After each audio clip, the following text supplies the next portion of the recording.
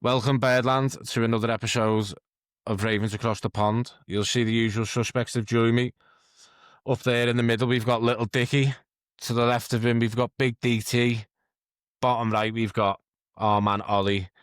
And top right, you'll see we've got a newcomer joining us tonight. It's Nathan. He's coming on to give us a bit of a fantasy talk. But before we get started, we'll roll the beginning credits.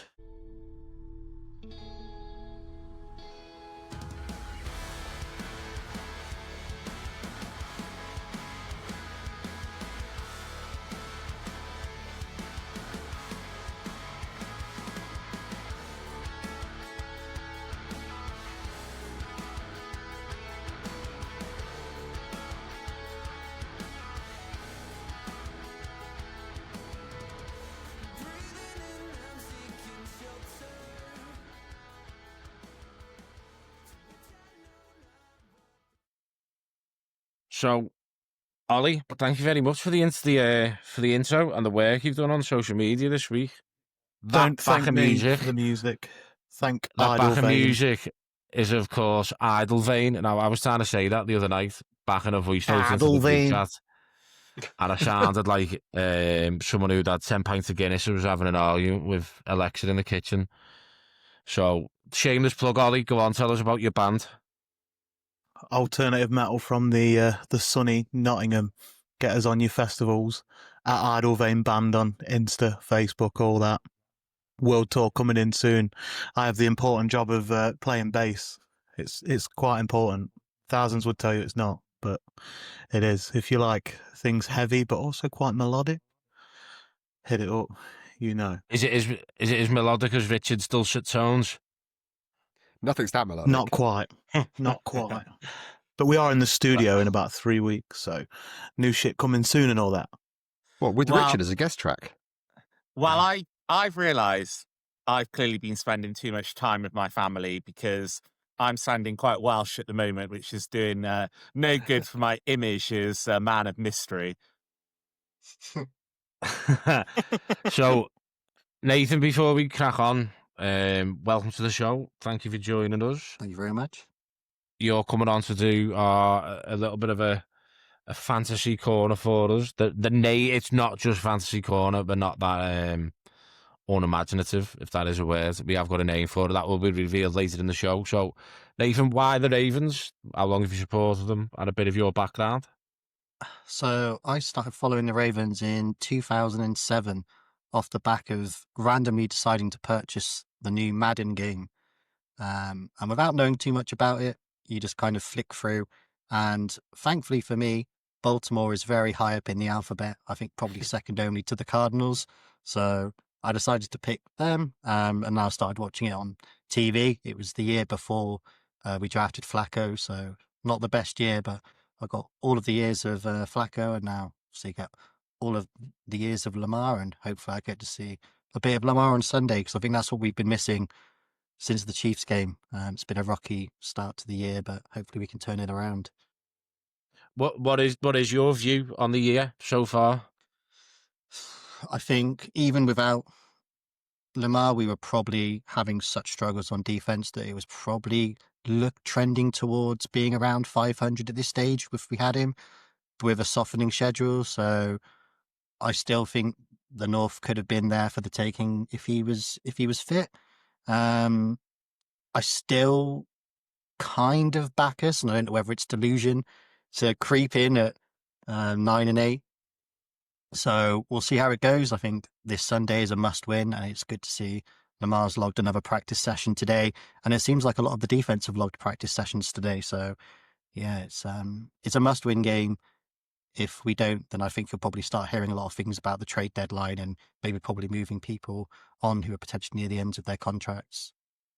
Yeah, on the subject of Lamar, he came out, didn't he, for 20 minutes in practice earlier on. And it's good to see the defense logging time. One thing the offense, or special teams aren't going to be logging is any more game time on Madden, any more time on ping pong tables, any more time practicing layups. But we'll get to that later on. How's everyone's week been? Any sport on? For me, I'm getting ready for the the Fall Classic starts on Friday. LA Dodgers against the Toronto Blue Jays in the World Series. That's what I'm looking forward to, other than obviously the Ravens. How's everyone's week been? All jump at once. Go on, DT. Pretty good week. I mean, Cardiff are winning, which is always good from a soccer perspective, if you will, from a US terminology. Sport-wise, though, I did manage to catch some of the NFL. So I was in London, the capital, for the Rams and Jags game, which was a pleasure. Got to meet up with a few of the other Ravens flock from the UK, some of the people that we know from the community, which is always great to meet some people meet some people in person. That's what I meant to say. Is Dan's eye as daft as he is in the WhatsApp? Yeah, both Dan's and Roller are both as you'd expect them to be. They were on brand, to say the least. But yeah, several beers later, met up with him 3 different times during the day, so that was enjoyable. It's an interesting one. I've been to a few of the London games now. Somehow I always end up seeing the Jags, and I don't want to see the Jags because after the game that absolutely didn't happen in 2017, I will always support the team that the Jags are playing. Which meant it was an enjoyable game this time. It was lovely to go and watch a team absolutely destroy the Jags rather than vice versa, which is what happened when we played them, sadly. You've said that you're a frequent visitor to the London games. One thing that I kind of get the impression of, I haven't done any London games this year. I'm doing we're going the college game next year, aren't we? There's a group of us going to the college game next year. Do you think the London games are losing their appeal? Do you think there needs to be a change up in the standard of teams that are coming across and facing each other, not just bringing over, kind of cannon fodder?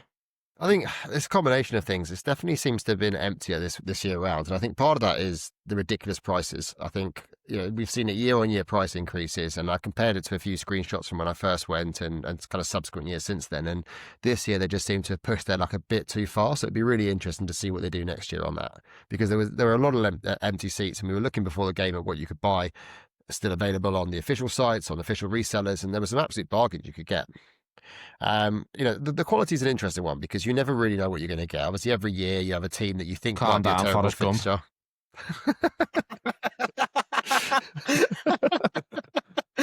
The London games are a box of chocolates. That's what you could say. That's what they always say, don't they? Well, yeah, the London games are a box of chocolates, and the NFL teams are too. You never know what you get with them each year. Teams after the draft, after the trade, some team that looked terrible last year suddenly turns up, or the Jags just continue to be shit, and that's absolutely fine too. What I will say about the London games, though, that I always find interesting, and I found this the first time I went, is it must be terrible for it to be a team's official home game, because you just don't get the home crowd. There is no home crowd at those games. They try and put on the fanfare. They try and put on the Jaguars in the stadium and all the noise and the roars. But most of the fans are made up of people who aren't supporting either one of those teams. The teams that are being supported aren't, there's people there in jerseys. They probably don't know too much about the game. It's a bit of an intro to them. That's great. Lovely to have new fans over there. But it just means the teams don't get the support that you'd expect from a season game in your own stadium. Yeah, well, I mean, has anyone else been down to London this year? Ollie, did you go the other week? Or am I imagining that? You are definitely imagining that. Yeah. I mean, as I say, I haven't been this year. For me, the biggest issue for me was the ticketing situation. I think anything that Ticketmaster touch, it turns to absolute ruins. I wouldn't be surprised I wouldn't be surprised if the grandson of the captain of the Titanic is the founder of Ticketmaster, because it's just a car crash waiting to happen every single time. I use Vivid Seats. Right, we've talked shite. Move on to the Ravens. Ravens Bears coming up. Richard, what do you need to see this week? What do we need to see this week from the Ravens going into this game against the Bears? Well, obviously we love the fan interaction, and before I get into what I want to see, I think Be More Raven on YouTube wants to make sure I've got my trusty leak with me. So there's one for fans. But I mean, it's a really interesting one. I think the defense seems to be more or less fully healthy. So we spent a long time last week talking about Zach Orr and the state of the defense. And I think we just need to see the plays being executed well, no breakdowns in coverage. Hopefully we can begin to get some pass rush. Offense, Lamar has been practicing, but his status for the game is still questionable. I think we just need to see a really good game plan from Todd Monken. We need to be mixing in, inside runs, outside runs, really trying to stress the Chicago defense, because I'm not sure we've been doing that to teams. Nathan, what are your thoughts? See, I think if we've got Lamar, I don't think the Bears are as good as the numbers that they've been putting up on defense suggests. I know they are top of the league in turnover differential with 11. I would argue that 3 of those came last week against Spencer Rattler, and 3 of them previously came against Geno Smith, neither of which are having particularly good seasons. If you go back to week 2, when the Lions played them at home, they got stuffed. Jared Goff 3 for 5 touchdowns. This is a defense that can beat up on bad players, but I think ultimately, if we've got a full surrounding people with Lamar as well, I can genuinely see us putting up enough points to get the job done. Because again, Chicago's offense seems to be a bit of a 1-2 punch with the running game, and then outside of that, they don't seem to be wanting to throw too much at the moment. And DeAndre Swift and Carl Manungan, a nice little 1-2 punch at the moment, but they're not seeming to throw it, which bodes well for us, because so far this season, we do not like it when people throw against us. So if they want to play the run game, I think that plays into our hands. If Caleb Williams does try to throw it, he's thrown picks this season. So I think it's a matchup that suits nicely for us, as long as we've got a full complement of people on the field, which at this stage is still a little bit up in the air. So talking of the run game, shifting to the Ravens, DT, your man Pancake looks like he's going to be back for week 8. You were on record the other week saying when Pancake comes back, we'll start seeing the best of King Henry again. Is that what you're expecting to see? He's going to do wonders, don't you worry. The run block's going to be there. There's going to be lanes opened up. Felene's going to have the game of his life because he's going to have Pat in front of him. It's going to be King Henry, 200 yards, 4 touchdowns. I mean, it may not be that good, but going to the point around the offense, I had a great discourse during the week in reply to one of our videos on TikTok with someone who was kind of calling me out for not slating but calling out Todd Monken last week, and still stand by what I said. And I think this is the week to prove it, because if Lamar's not 100%, we shouldn't be risking him. Hamstring injuries are not to be messed around with.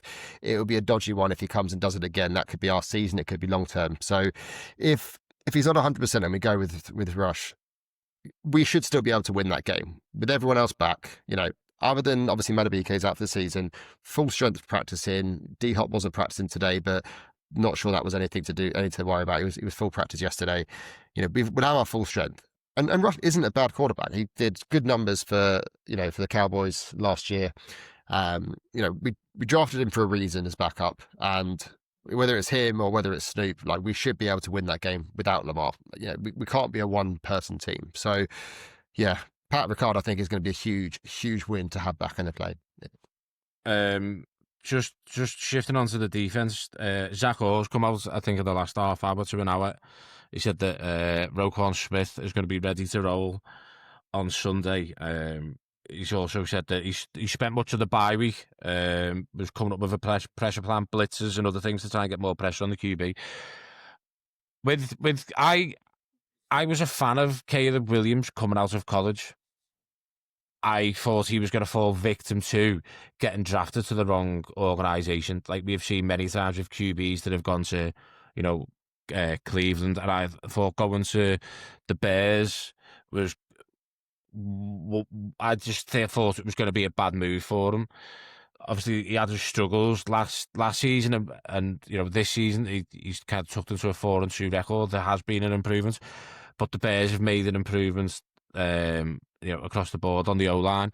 However, seeing them comments from Zach Orr kind of gives me a little bit of hope, because we have seen with Caleb Williams that when he gets blitzed or there is, a rush coming at him, his head kind of goes, and he's just running around. He's running around like a dachshund when the postman's just put a letter through the letterbox. He's just running around, doesn't know what he wants to do. What do you think on that, Richard? Do you think we're going to see an awful lot more blitzers this week at Caleb Williams and try and get him moving out of that pocket? Yeah, I think we have to accept as a fan base, as a team, we don't have a consistent 4-man rush that can get pressure on the quarterback, and we haven't had one for a number of years. Obviously, we took OA as a player in the first round. We all hoped the athletic potential would really translate to the NFL, and ultimately he's no longer on the team. Mike Green, I think we appreciate that we probably got quite a bargain in the second round due to some of his off-field concerns, but we have to understand he's a rookie, and you can't necessarily expect a rookie to come in and lead the line, as it were. Carl Van Noy, aged 35 now, a good role player, but again, we just don't have that 4-man rush. So you would expect any DC worth their salt to be coming up with some exotic blitzes, trying to confuse the quarterback. Caleb Williams is still a young quarterback, and if we can do that, then we definitely have a chance to get that pressure. And for you, Ollie, I haven't left you out of this conversation. I know you've been sat there quiet for about 5-10 minutes now, and it's not because it looks like you're recording this podcast via breeze block. It's got the Vaseline spin over the lens. Filming it on a 3310. You've got a big week up, haven't you? This Bears game, you're not going to be watching from the side of the pond, are you? So tell us about your week and what you've got coming up. No, so tomorrow I'm off to Charm City with my father, and as part of the UK Ravens tour, which is done by Touchdown Trips by Ben, who's a sort of lead member in the UK Ravens organisation. So tomorrow we're going down to London. I live in the Midlands, so got a trek down to London first. We're flying at about 4:30 in the afternoon. Going to get there, chill out for a bit, have a few cold brewskis, get to know sort of everyone else who's going down there. Then on the Saturday, we're off to see the Navy college game. They've been on a bit of a streak at the minute, so that'll be cool. See the Navy. That's at Annapolis, which is about 30 minutes from sort of where we're staying. But that'll be cool to go and see. Like, Dad's ex-service, ex-Navy, so he's really excited to go and see how it's all done over there. I know he spent a lot of time in Baltimore and like sort of around their ship, so he gets the stonk on for stuff like this. Then on the Sunday we are at the bank for the Bears game, so we'll be getting up early, getting to the VIP tailgate, see what that all includes. Have way too many drinks again, I'm sure, and then hopefully see an absolute stomping on the field. Going all that way and seeing Lamar's out and having a pretty poor start to the season got my bum twitching a little bit, didn't it, at the start? So all like the a rabbit's stars are nose. aligning. Yeah, you know it, mate. So all the stars are hopefully aligning. And if Lamar can get on that field for just a few snaps, I can tick that off my list and die a happy man. I'm sure. I'm sure. On that Before we about record Lamar, episode 3, please. on that one about Lamar, Todd Monken's just come out and said if Lamar says he's good to go on Sunday, that's good enough for them. So I have a sneaky suspicion that Lamar will be suited up and ready to go. Depends if he's out at 9 o'clock at night getting some good eats again, innit? After a few reefers. Come on, Richard. I'm sure as an ex-Navy man and Baltimore aficionado, Tom can give you some triple options of restaurants to go to. I mean, yeah, I'm interested. I can give you plenty of nights out ideas. My big must do is for breakfast. Miss Shirley's. There's about 4 of them. Shirley's, let me pop that in the old mobile phone. Yeah, Miss Shirley's for breakfast. And then you can, from there, what I did, I went Miss Shirley's, walked about 3 blocks, found a Dunkin' Donuts, so I got another breakfast in there. And then I walked down probably another 3-4 blocks, and there was a Chick-fil-A, and then a Starbucks. Three of those things are all in the UK, as well, mate. I know, but I got up early. The O's were playing. I think the O's had a decent time. Started at Camden Yards. I think it was at 1 o'clock Eastern time. So I thought I'd get up, hit breakfast for 11 o'clock, and then by the time I'm walking back to Camden Yards, all the fast food joints are open. Got into Camden Yards and put away 9 hot dogs, 9 beers, and 9 innings, and the rest is history.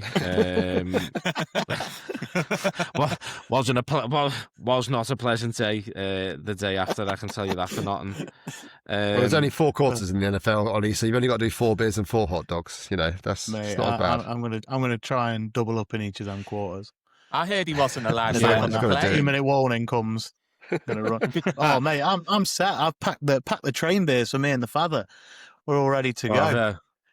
We're dragging a 63-year-old about. I reckon I've got some stories there from Baltimore when I was in the Navy that your dad will more than happy relate to. Probably stories that you don't want to know, but I will tell you them anyway, Ollie. That might be a special edition of the pod at another time. Yeah. Don't want to get cancelled. Yeah. So one of the reasons Nathan has joined us is for our fantasy section that we'll do every now and then.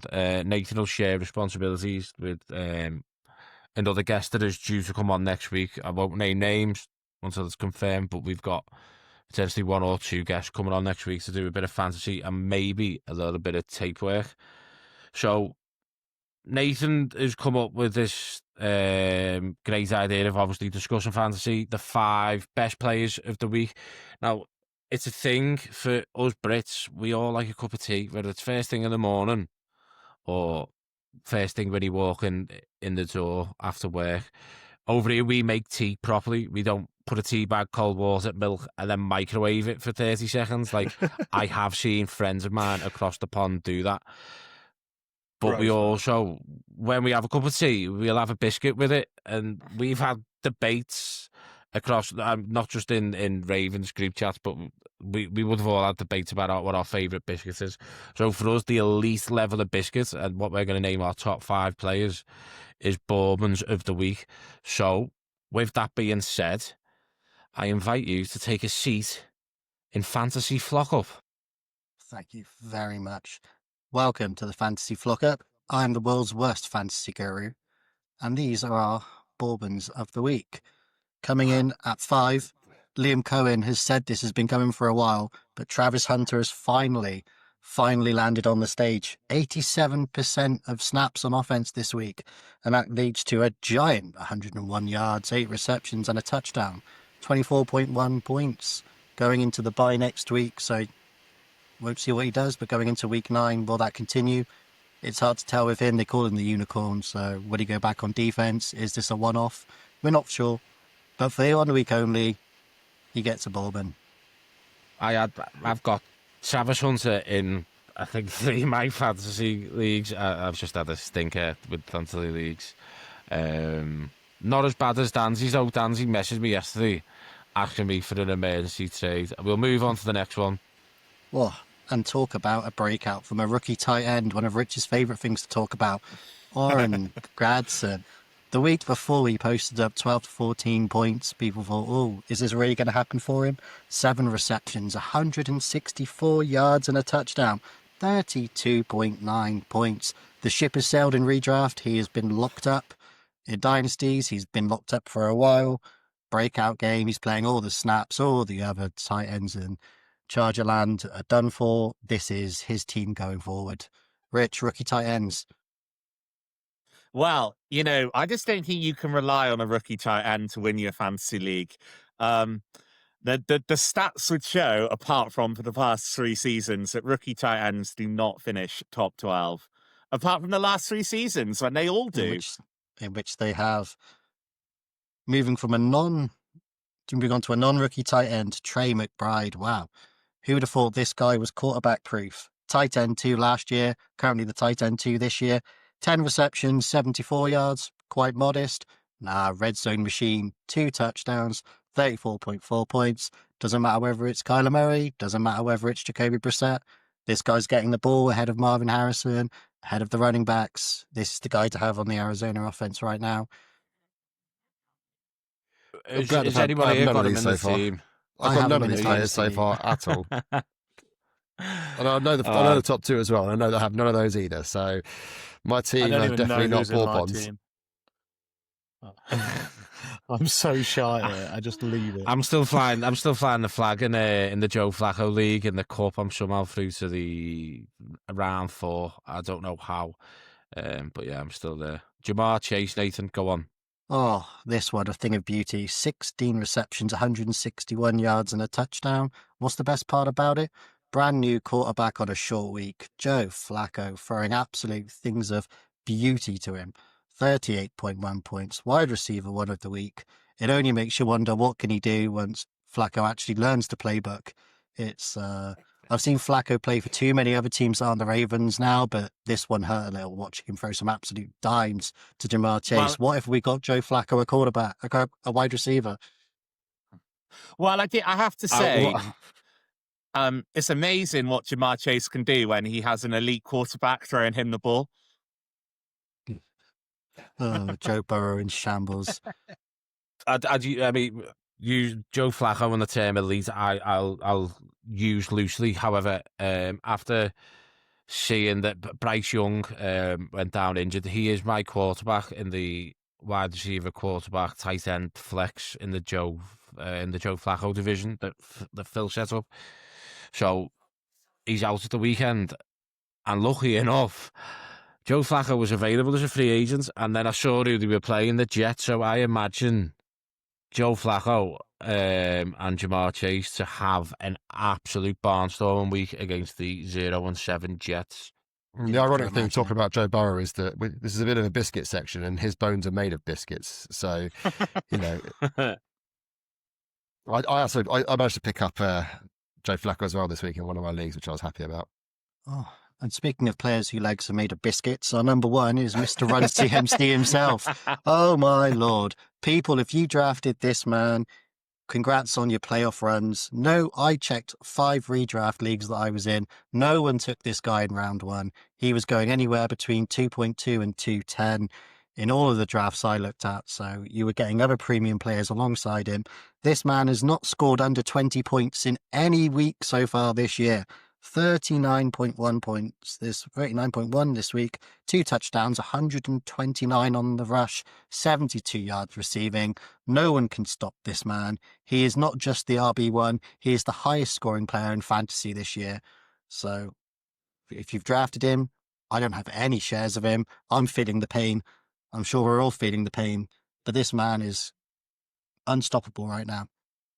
It's just it is just how long he lasts, isn't it? Like he is going to go down with an injury again. You know, he was out with injuries last year. It was the year before, but he had a ridiculous year, but he managed to stay fit. Yeah, and that's obviously contributes to no one taking him in round 1. They got burned the year before, but someone would have taken the bite in the second round, and they're laughing all the way to the playoffs, and we're all sat here crying about it. I took him first overall last year, and that was the biggest waste of a pick I've ever had. Moving on to the Ravens and fantasy, Nathan, who are you looking at this week to have a big week for the Ravens? If Lamar plays in his first 4 games, he was scoring over 23 points a game, and that was without showing a lot on his feet. That was a lot of it was coming through touchdowns and air yards. So if Lamar's fully fit, and that also opens up a lot of opportunities for someone like Zay Flowers, who was doing really good, again, up until Lamar got injured.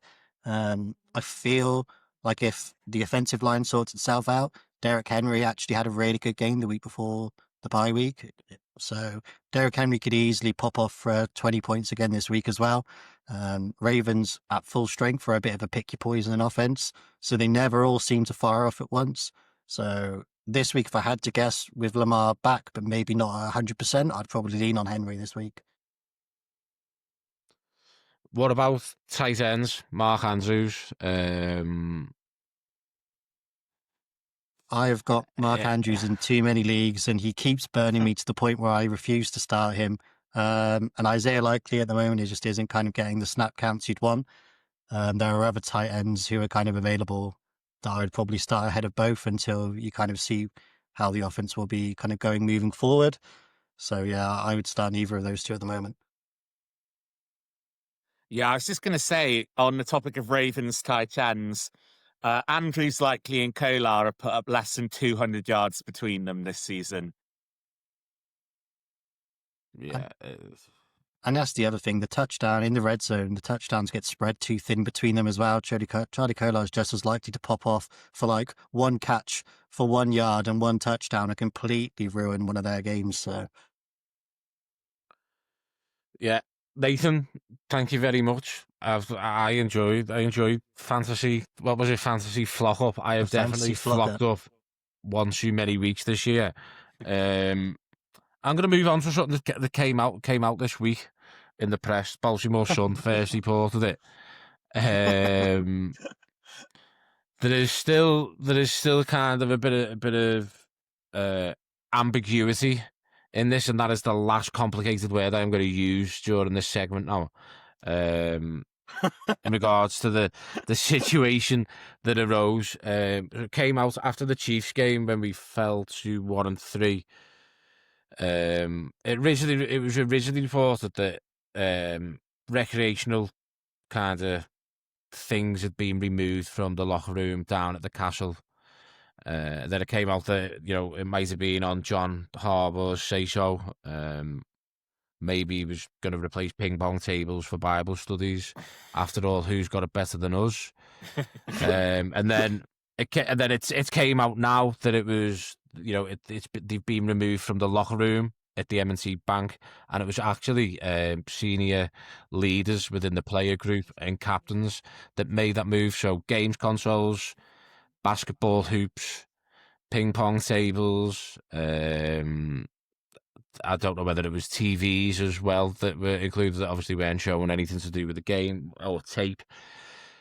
Before I go off on this, because I'm going to go off like a bottle of pop at an engagement party, what are your views on this, DT? I'll start with you. What are your views on, firstly, these being removed?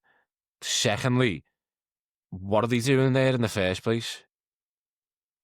I don't have an issue with it being removed. Like, training ground's one thing when you've got a hard training session and you want to be able to bond with your teammates, but at a stadium you're there to just put in a shift. Like, you're there to win the game, you're there to play. If you've had a terrible game, you're there to learn from that, to buckle up and get ready for next week. Like, I don't see any reason why they should be there in the first place. There's no need for them whatsoever in the stadium. Any particular reason why, or you're just not keen on them at all? Like, I just don't think they contribute. I don't think they contribute to the game. I don't think, once you get to the stadium, your mind should be on one thing and one thing only. Like, you're there for the game. You're there to play. You're there to turn up. You're there to get ready for the game, to get your mindset on the game. And I don't know how managing to slam dunk a couple of fucking rolled up bits of paper or whatever you're doing in the locker room is going to help you get your mindset on the game. Jockstrap. Yeah, Ollie, go on, mate. I see you've had you've got something to say, chomping at the bit. Very much. Even at grassroots level sports, like I'm sure everyone here has played sports, whether it's football, rugby, or anything like that. So I was a rugby boy back in the day. Even as like a 14-year-old, like prime arsing about, you're getting in the zone in some shit old changing rooms. These have got some absolute 5-star changing rooms to go in, and they're sitting up, like, to know that they're sitting about playing fucking FIFA. Or not FIFA, it's American, isn't it? Probably playing Madden or something, or just arsing about when people are paying hundreds of dollars to go and watch them, put in a shift. Then you see them absolutely get their arses blown out by certain teams. Like, how is that productive for you in any way, shape, or form? Yeah. And you say about the leaders should have had them out years ago. It's absolutely ridiculous. Give them a flipping blank changing room and say, right, get angry, boys. Let's do this. Just pisses me off. Just headbutt walls like Scatterbo instead. Yeah, Yeah, it's just- absolutely. Why isn't everyone Ju- headbutting a wall? Like, no joke. Like, everyone takes the piss out of him, but you should be like ready to die for the shirt, shouldn't you? Like, yeah. you should be ready to run through a brick wall. And like, I mean, we said I- last week about the attitude of players, and like it hasn't seemed to be there. It's nothing like the Ray Lewis era. But I'm not surprised when if you're getting a bit of a motivational team talk and you're thinking, you know what, let's just go knock a balls about on a ping pong table. yeah, It's not You don't gonna- want a game not on gonna Wii stand up to, Sports? is it? Literally, like, what's going on? I agree. I agree with the being removed from the bank. If they have been removed from the castle, I don't really agree with that because, as you know, when we talk about other sports, when players go into training and that, they're there. They usually eat 3 meals a day there. They'll train, work out, do the gym, and then they have team bonding time there. It's like I'm all for that at the castle, but for me, when you get on the coach or when you get in the car and leave your home and you're driving to the stadium, then it's like you've got to flip a switch. It has to be a mentality switch. You can't be going into especially in American football, of all sports, like it it's a team game, but it's about winning battles. And I look at it and I think, like, we don't know what players specifically have been involved in this, but for argument's sake, if you've got Roquan Smith sat there tossing it off, playing Madden Ultimate Team, worrying about what packs he's fucking opening, and then you look at the opposition's offense, and they're all in the game. They've had a solid workout. They're sweating like a one-arm bricklayer in Baghdad, but we've got 11 lads in the locker room just arsing it hard, like practicing layups, thinking that, it just it fucks. It's a mentality thing. And the other thing with changing rooms is I don't believe that media should be in there, because you got media and it's like a kind of sacrilegious place, a change room. A lot of stuff goes on in change rooms where battles are fought and lost, and the team fallouts and all that, and things like that should stay in the dressing room. But fucking playing ping pong before a game, before you're going to go out. We've already had a Forrest Gump kind of reference today. So, like, just you imagine fucking Zay Flowers just ping, ping, ping. It's just, it just needed leg in front. It shouldn't have even been in there in the first place. Like, the senior team leader should have stopped that. And, John Harbaugh, Todd Monken walks around with playbooks in his ass, in his undercrackers. Come on, like, get a grip of these players.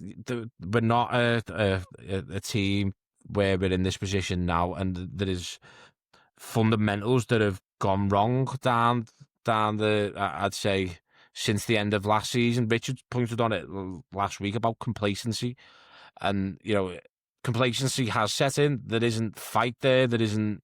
There's no one's chomping at the bit, and it baffles me that it was there in the first place. It needs fucking off. I don't think it should come back, even if we go on a 6-7 game winning streak now. I don't want them to start handing out fucking Pokemon Go subscriptions to players and they're running around the pitch chasing a Charizard or a shiny Chansey. Like, get your head in the game. You've got to battle, pull your socks up, get a sweat on, and go out there and start taking heads off. I'm ready to go now. Right, I'm going to play. Let's go. Yeah, I think this mentality thing we've all spoken about. You look at the players we have. From his combine performance, nobody is stronger than Voorhees. Nobody is technically as polished as Linderbaum. No one's as big as Farlele.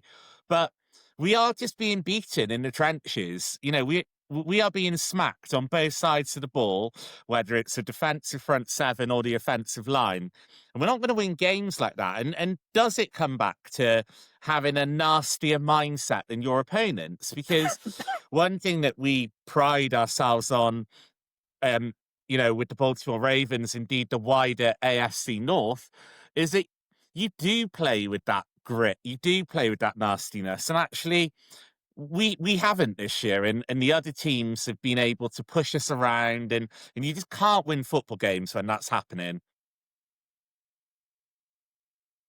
When I saw this article, I got a horrendous sense of deja vu, because I felt like I've read the exact same article about every other team in the league about 5 or 6 times over. So I checked, And there are references to at least 16 of the 32 NFL teams either adding or removing table tennis tables in their locker room since 2013.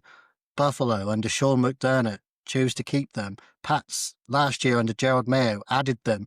Dolphins in 2022 in the same season added, removed, and then re-added them again. The Steelers, the Bengals, Colts, Jags, Cowboys, Eagles, Commanders, the list goes on. This is one of the biggest tropes in football. When you are winning, it doesn't matter. When you are losing, it has to become a thing. I don't think there's any correlation between having a table tennis table in your locker room or not having one in your locker room. The results on the field are what matters. I don't think. I mean, I'm not being prejudiced to table tennis tables. What I'm saying is, it's like, do you know what I mean? I'm inclusive to table tennis tables. I can have them. If you want to identify as a table tennis table, jump on board. Ride the train with us. We're going on a journey here. But it's just the nonsense of, to me, that your mind is elsewhere. You're not focused on like the position we're in now. If I'm a player there, I'd be thinking, what can I do better? Like, we've had players down the years strive for greatness and become greatness. You know, T Sizzle, Ray Lewis, Marshall Yanda, all these players have strived for greatness. What do you reckon they were doing before the game? Watching tape of their opponents who they were going up on? Or were they playing Donkey Kong on the Nintendo Entertainment System or going that far back? Like, it just, to me, that's a massive, it shows a kind of lack of maturity and a severe kind of lack of mental discipline going into that. And I just don't want to see it, like, full stop. Like, Sir Alex Ferguson, one of the greatest football managers, soccer managers for our American friends ever, told David Beckham to take his cap off. David Beckham took his cap off and he had a Mohican underneath it, and he said, get that off before you go out on the pitch. Because the whole kind of vibe around what we've got going on is just going to be shifted onto you. Do you know what I mean? Bex ended up getting a boot kicked against his head for another incident and got sent on his way to Real Madrid. It's about mentality, and like, the mentality isn't there. We haven't got that nastiness. Like, to coin Roy Keane, go and smash into somebody if it's just going to make you feel better. I need players that motivate me. But I think if I bump into my nanny, I'm going to stiff arm it into next week. Like, you've got me riled up at the moment. Like, these have got me walking old ladies over the road. Like, give me the other one. Like, we're going into battle here. We're in a shit situation. We need to start winning games, and you start looking at the small things and what's going wrong and how do we change this. Shift players' focus. Like, that's my rant on that. I hope it, kind of stood up to the expectations that were put on me from the group. Excited to hear the comments off the back of this one. Yeah, the comments would be great, isn't it? No such thing as bad publicity. All about the discourse, all about the conversation. It is, yeah. So before we start wrapping up, we ran a competition in the week, and all you'd have to do was like, follow, subscribe, and you'd get an entry for every single one of them things you did. The draw was made earlier today.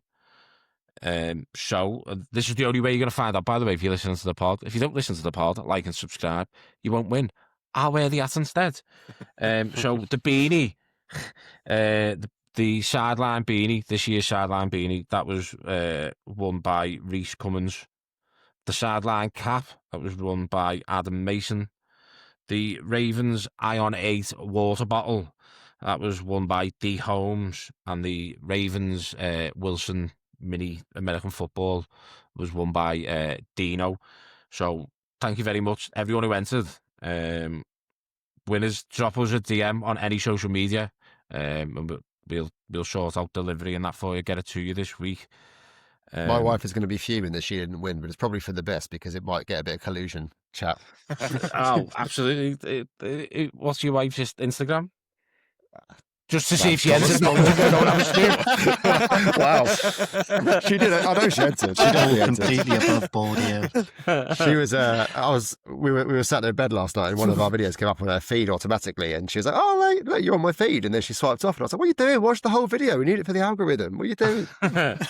Yeah, obviously, and on that, obviously, it was our first episode last week. I'm just looking at the figures. On YouTube, across everything we've posted on YouTube, we've had over 5,500 views. TikTok, we're on over 7,500 views. Instagram, we're doing well on Instagram, and X as well. So thank you for everyone who's obviously followed, liked. The numbers on Spotify are ridiculous for the first week. I didn't have them numbers with O's across the pond. And the Apple figures are looking decent as well. We have got guests coming on. We've got next week we've got the British Raven coming on, Nick Mason on X. Outstanding guy, knows his stuff, loves all things Baltimore. He's an Orioles fan. That's how I linked up with him. So he's going to come on next week to discuss some things. We'll probably review the Bears series, talking baseball, the Bears game. Wrong pod. Yeah, we'll see if Ollie gets back alive. We'll talk some fantasy. Before we go, we have got a competition for next week. It'll go out on the weekend. It'll get put in the groups. The live giveaway. So Ollie is going to be bringing us some stuff back from America. I will be giving one of them items away next week. What are your score predictions for the weekend, lads? And do the Ravens win? Blowout. That's all I'm going for. Absolute domination. I haven't got a number. I'd love it to start with a 3 or a 4. But blowout, domination, Derrick Henry to absolutely tear the Bears a new arse. And I not remember much of it. That's my prediction. Well, excited for your recap next week then after you're trying to remember man. It'll all be on the socials, so I'll remember it from there. I'll Have to post fire it Game updates for Pass those quickly. interested. I think it's all calling for a statement game, and I think we'll have a statement game. I think if Lamar's back, if the whole team are back, even if he's not back, as I said it before, I think we're going to come up with some game plays. We're going to have a great game. I think a dominant win, and I think more than anything, the defense are going to be making a statement. I think the player to watch this week is actually going to be Gilman. I know we've only just traded for him, but I watched a couple of the highlights of him after the Rams game, and he was causing some real trouble, putting in some big blocks, and he was enabling Hamilton to really get at the quarterback and make some interesting plays. So I reckon we'll see some big rush from Hamilton thanks to Gilman being in the secondary. That's my prediction. Yeah, so just before I give my score prediction, we have some breaking news on the pod. We are signing free agent edge Carl Lawson, who got 5 sacks last year for the Cowboys. Did you say free Asian? I got excited then thinking, hell, we get a Chinese takeaway sponsorship here. You know what I mean? Tommy 5. It's such a low cap hit as well if he's free. That's great. Yeah, so hopefully, I mean, I don't think he's going to be good to go for the weekend, obviously, but maybe some juice in the pass rush department in future weeks. That's lovely to hear. Score prediction. It's kind of strange, isn't it? Because there's a prediction depending on whether Lamar is playing. I'm going to go on the side of caution. I don't think he will play this week, and I think it's going to be a 29-21 loss, sadly. Ooh. Thanks for the Who optimism. invited mate. this guy? Yeah. Go on, Nathan. I'll take us back down a more optimistic route. I think Lamar does play. I think it's been trending that way. I think having the bye weeks probably helped him out more than we think. We're not probably seeing a lot of him in media just because we're keeping things a bit tight. And again, I think I've alluded to, I don't think Chicago are actually all that. So 27-14 to the Ravens. You've stolen my Oh no! kind of position there. I've got the Ravens scoring 27. I've got the Bears scoring 13. 27-13 Ravens, and I think we'll end up going on a 5 or 6 game run, getting back in contention. Anything else to add, lads, before we go? Well, Ollie, have a great time over in Baltimore. Richard, have a great Thank time you in so arguably much. a better place, Cardiff, you know? Always better crab Yeah, cakes got to too. meet the place Ooh. dreams are made of. Yeah, I'd probably stay away from the crab cakes in Cardiff if I were you, mate. Talking from experience. Clark's Yeah, fighting on a hand. That's where you want to get. we'll all be back next week for another episode of Ravens Across the Pond. This podcast is being brought to you by the Across the Pond Sports Network. On that network, you've got Orioles Across the Pond. Head on over, drop them a follow, a subscribe. Even if you're not into baseball, it just helps the guys out over there. And there is an NBA podcast coming, NBA Across the Pond. That is in the process of getting set up. Hopefully it's live next week. A couple of guys there. So this sports network is growing. Everyone in here who has helped me out, getting this pod up and running, thank you very much. We have been Ravens Across the Pond. We will catch you on the next one. Ciao for now. See you later. See you next time. Peace. Yeah.